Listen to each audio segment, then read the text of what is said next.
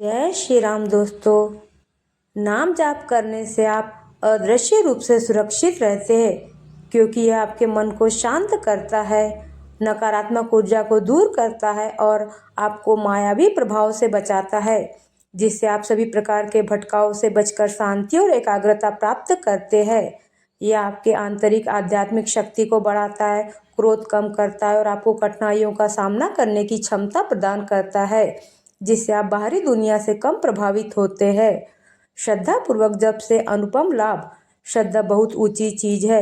विश्वास और श्रद्धा का मूल्यांकन करना संभव ही नहीं। जैसे अप्रिय शब्दों से अशांति और दुख पैदा होता है, ऐसे ही श्रद्धा और विश्वास से अशांति शांति में बदल जाती है, निराशा आशा में बदल जाती है, क्रोध क्षमा में बदल जाता है, मोह समता में बदल जाता है, लोभ संतोष में बदल जाता है और काम राम में बदल जाता है।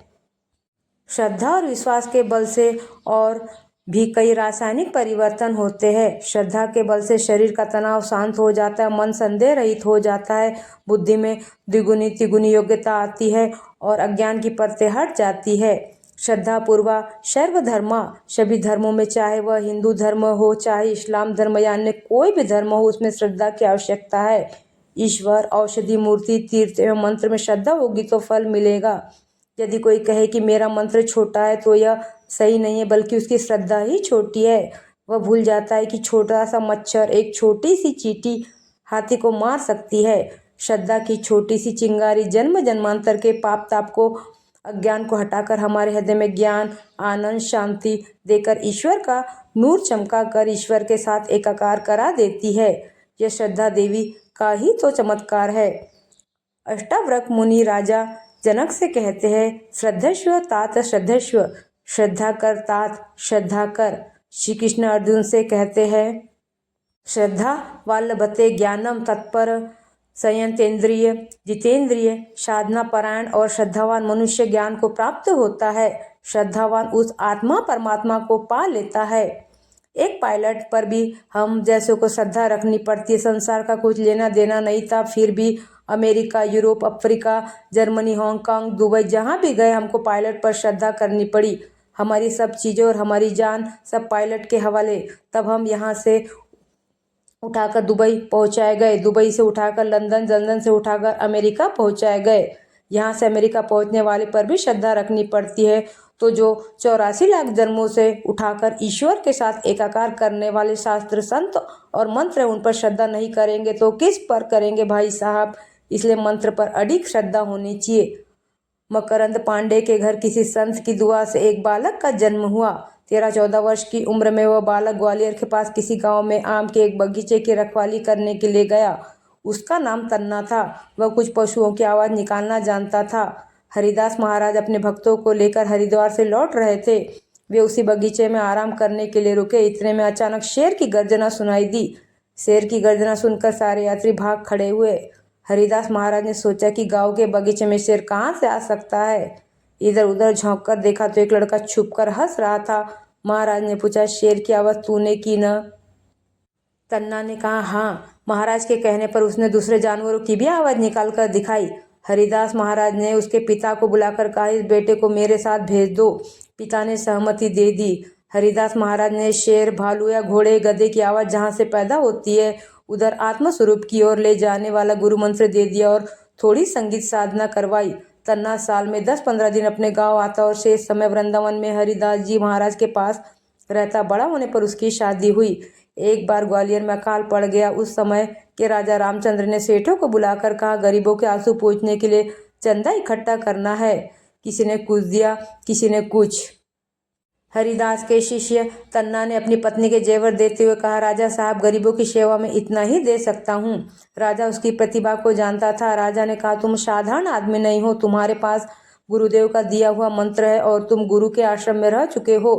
तुम्हारे गुरु समर्थ है, तुमने गुरु आज्ञा का पालन किया, तुम्हारे पास गुरु कृपा रूपी धन है। हम तुमसे गहने गांठे रूपी धन नहीं लेंगे, बल्कि गुरु कृपा का धन चाहेंगे। महाराज, मैं समझा नहीं। तुम अगर गुरु के साथ तादात्म्य करके मेघराग गाओगे तो यह काल सुकाल में बदल सकता है, सूखा हरियाली में बदल सकता है, भूख तृप्ति में बदल सकती है और मौतें जीवन में बदल सकती है।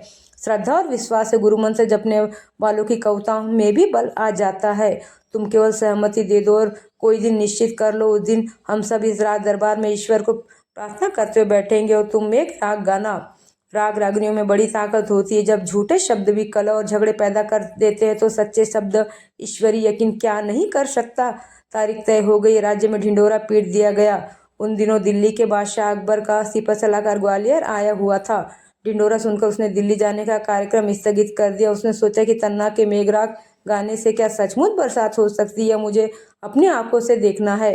कार्यक्रम की तैयारी हुई। तन्ना थोड़ा जब ध्यान करके आया था, उसका हाथ वीणा की तारों पर घूमने लगा। सबने अपने दिल के यकीन की तारों पर भी श्रद्धा के सुमन चढ़ाए।